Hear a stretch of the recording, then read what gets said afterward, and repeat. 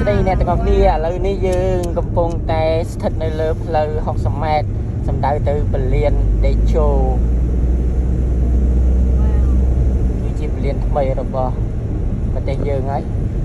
ចាំទៅដល់មកទៀតយើងទស្សនាពីបរិវេណនៅខាងក្នុងទិដ្ឋភាពនៅខាងក្នុងនៃពលានទាំងអស់គ្នាឥឡូវនេះយើងកំពុងតែនៅលើរថយន្តទេជាលក្ខណៈគ្រួសារហ្មងមកដល់ណែប៉ែmuốn hiện ra tôi lại lăn mặt tay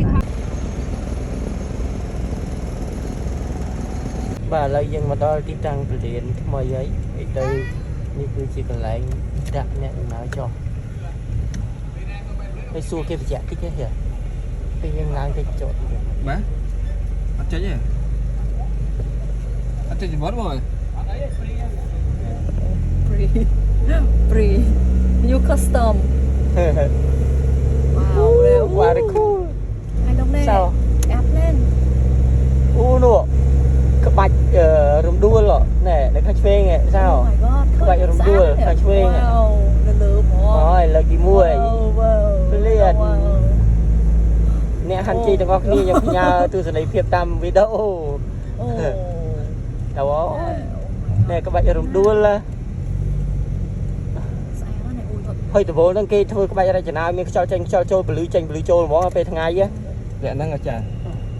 អ្នកណាក៏បានដែរឲ្យតែហែងតែអ្នកឲ្យ លាក់គ្រូមក លាក់លុកមកណា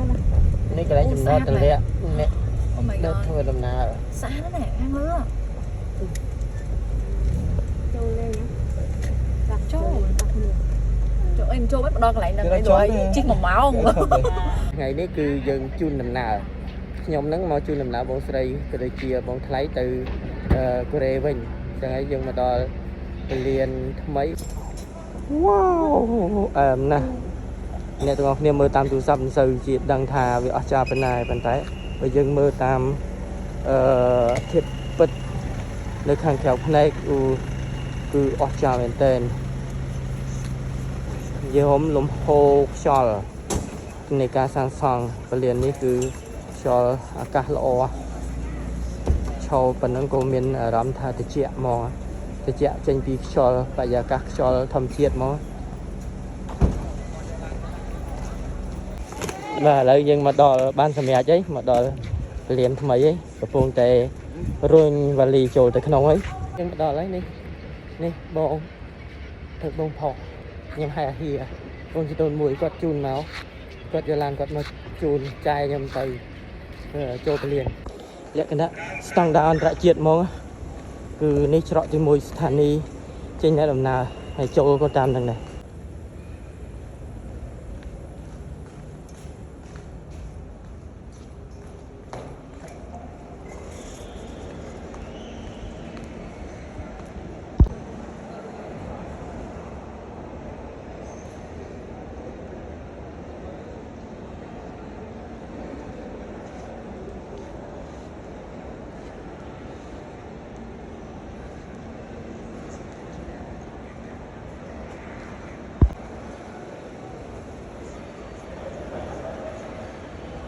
វ៉ាត្រជាក់ស្រេបហ្មងបងប្អូនទាំងអស់គ្នា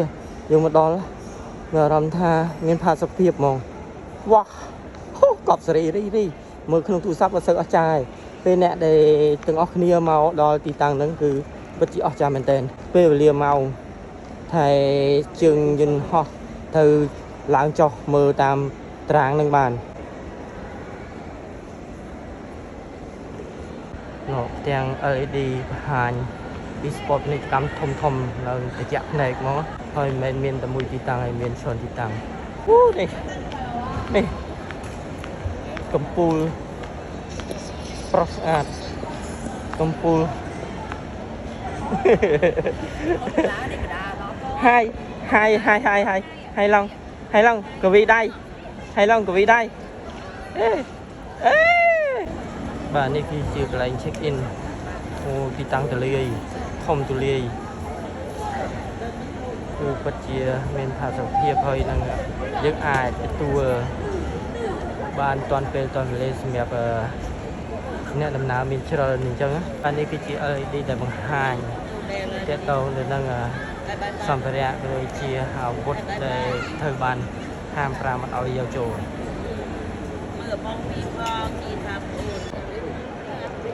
នេះបាទដោយសារតែលើកទី1របស់បងស្រីគាត់មកសួរនាំពីព័ត៌មានទាក់ទងទៅនឹងទីតាំងកន្លែង check in នៅទីណា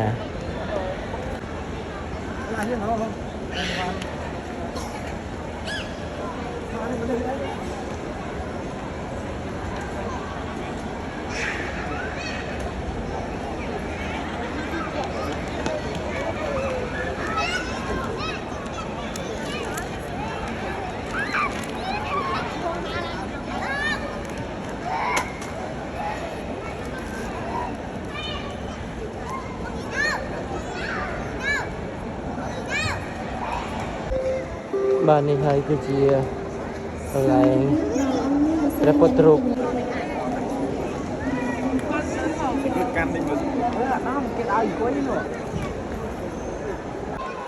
បាទនៅទីតាំងពលានថ្មីហ្នឹងកន្លែង check in ក៏បែងចែកទៅតាមប្លុកនៃប្រទេសដែរគឺទីតាំងនេះគឺប្លុកនៃប្រទេសជប៉ុន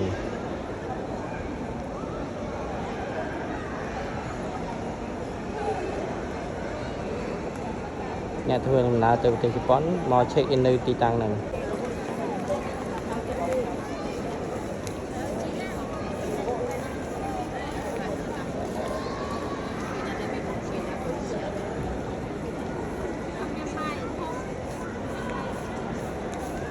បើសិនជាយើងចង់ដឹងទីតាំងដែលយើង check in ទៅតាមប្រទេសនីមួយៗយើងអាចមើលតាមតារាងនេះបញ្ជាក់បាន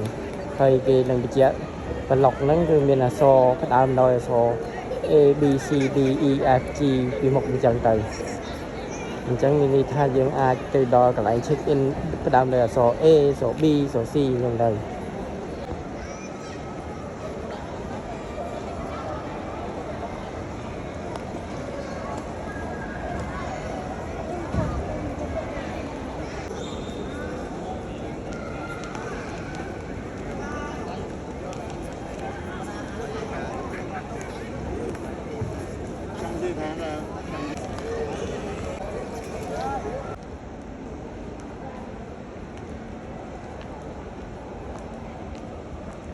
ទូសម្រាប់ check in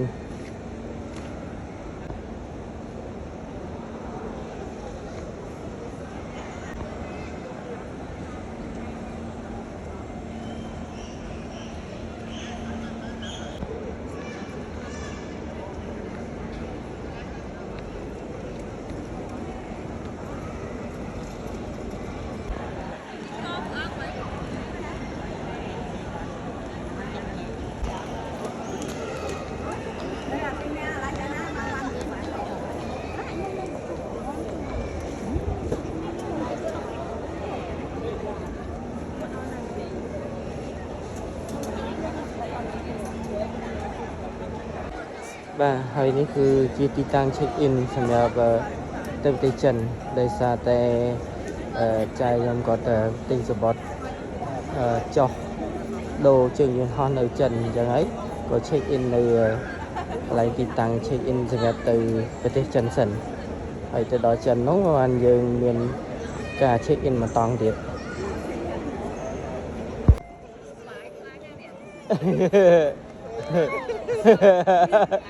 ว้า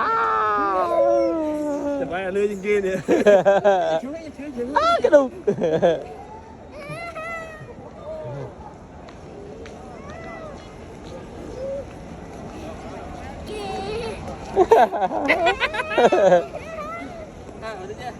ăn coi em ăn coi em bé đi thăm ăn coi em ăn coi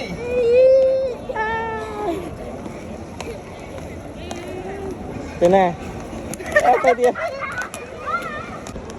ពេលយើងមកដល់ផ្ទាល់អញ្ចឹងមិនដឹងថាអស្ចារ្យយ៉ាងណាវ៉ាមើលតែមនុស្សក៏ដឹងដែរថាទំហំនៃទីតាំងនឹងប៉ុណ្ណាយើងធៀបមួយមនុស្សបើសិនយើងមើលតែក្នុងកាមេរ៉ាអត់មានមនុស្សមកធៀបជាមួយនឹងទំហំហ្នឹងប្រកាសជាអត់ដឹងថាវាអស្ចារ្យវាធំប៉ុណ្ណាទេវ៉ាកប់សេរីរីអូយទៅនិយាយពីការ៉ូខំជើងខ្ញុំអាច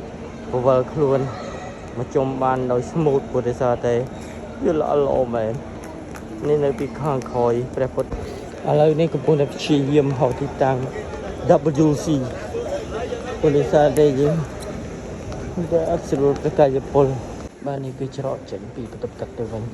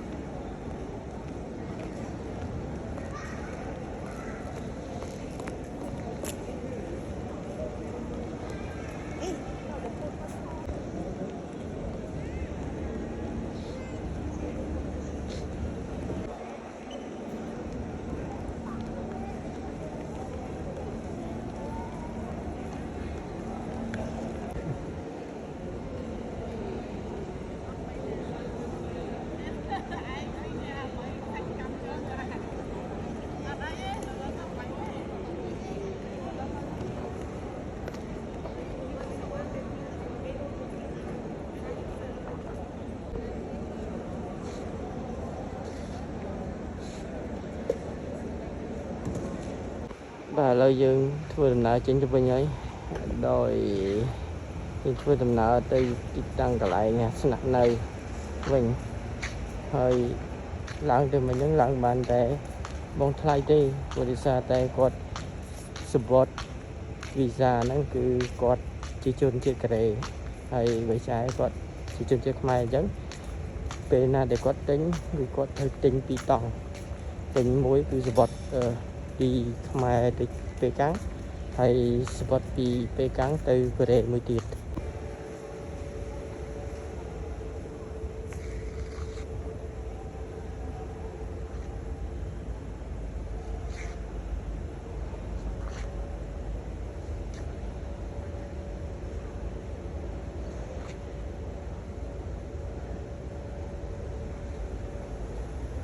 ឃើញហើយគឺវ៉ាវអស្ចារ្យគឺធំខ្លាំងណាស់